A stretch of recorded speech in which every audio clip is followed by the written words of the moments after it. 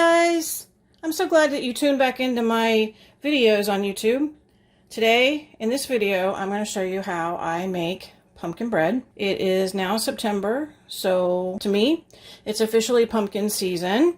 I make this bread September, October, November, a little bit in December, and then I'm done until the following September. It is delicious. One of my friends gave me the recipe a while back, many years ago, and I adapted it to FMD probably within the first month or so that I was doing FMD. It's super easy to make and super tasty. Let's dive in and I'll show you how I do it. In my bowl I have an egg, I have my pumpkin, I have some xanthan gum, my oil, and my baking soda. I like to do my wet ingredients first, my liquids, the gooey stuff, along with my sweetener.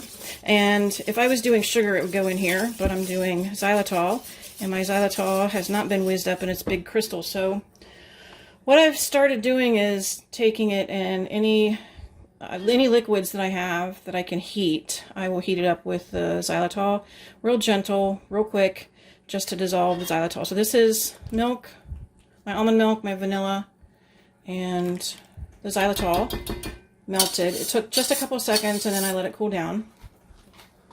I don't want to curdle my eggs and make scrambled eggs in here. So I'm going to mix all of that up really good here. So far easy peasy. Here's my spices. Cinnamon, cloves, ginger are in there. I'm going to put that in. Mix that around, make sure there's no lumps. Oh, with my sweetener, today I'm using half xylitol and half monk fruit sweetener. I have this can of monk fruit that I've had for a while and I need to use it up.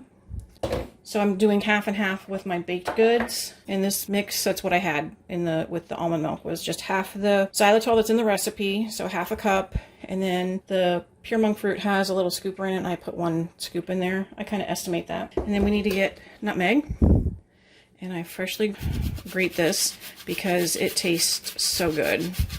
So much better than what you can buy in a store in a tin or in a jar. Man, this is so good with pumpkin, with apple. Anytime you need nutmeg, I highly recommend grating your own. It takes just real quick, simple, easy. Everyone should have a microplane in their kitchen.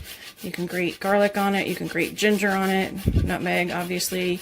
Get your orange zest, your lime zest, lemon zest. It's a handy, handy, handy tool. Okay, get that stirred in.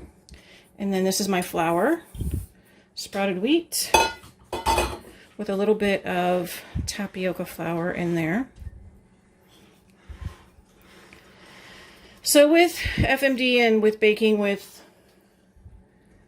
the different types of flours, some of them need to be manipulated a little bit, and it depends on the recipe as to what that manipulation will be. I found over the 4 years that I've been baking.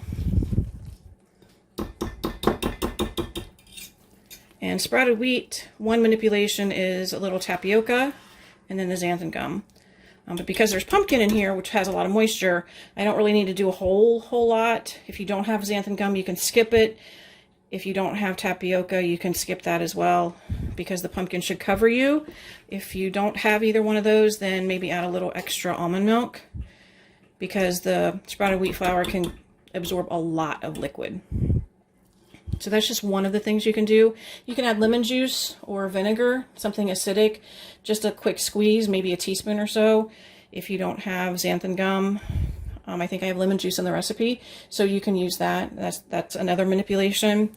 With sprouted wheat flour, with a lot of the other flours, they need to be in blends. There's not really any other flours other than spelt that can be used by itself, but it really depends on the recipe. So for this one, pretty easy.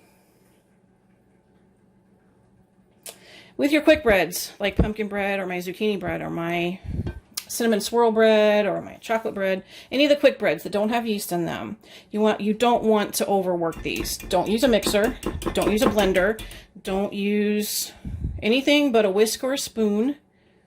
I prefer a whisk, but you can use a spoon or a spatula. And as soon as the flour is incorporated, stop stirring. Don't manipulate it too much, because you can make it not as light and fluffy. Is what happens. So now I will just scrape this into a oiled loaf pan, just a regular standard run-of-the-mill glass Pyrex loaf pan. I have the oven set to about 425 or so. I am going to put this in and then turn the oven down. Whenever I make cakes, quick breads, muffins, anything like that that goes in the oven, I preheat my oven to 25, 30, 40 degrees, more than what the recipe says. Put the pan in the oven and then turn it down to the temperature that's required to cook it. Whatever that temperature is in the recipe. That will help the oven to be at temperature when you close it. And it helps your baked good to rise up nice and tall. Have nice little domes on your muffins or nice little rounded top on your bread. And that generally will help. All right, that's it. This is going to go in the oven. It's going to bake for a little bit, and then I'll come back and show you what it looks like when it's all done. Okay, guys, here it is. The pumpkin bread. It's nice and cooled now. It's been out of the oven for quite a bit. I had dinner, put my son to bed. But here you can see what it looks like all done. And there you can see how moist and delicious this looks. Oh my goodness. I can't wait to eat this. This is really good with cashew butter on it. It's really good with my vegan butter on it. It's really good plain.